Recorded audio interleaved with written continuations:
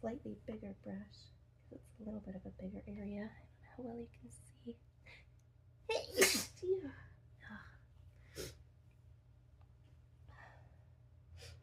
So I'm gonna get a little more done, and then maybe I'll call it a night and let it dry a little more, and then come at it fresh tomorrow. God, I need to sneeze again. Excuse me.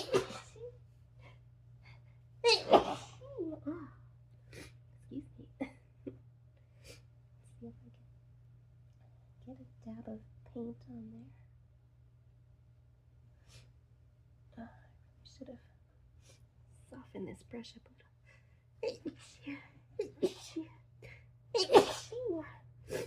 There we go. I didn't really wet it at first, so I just wet the bristles and pushed it around the bottom of my bottom of my cup and dried it off so that it's nice and soft, so it's not so scratchy on here. There. It's hard to see the way my light is pointing. It's kind of creating a glare. It makes it hard to see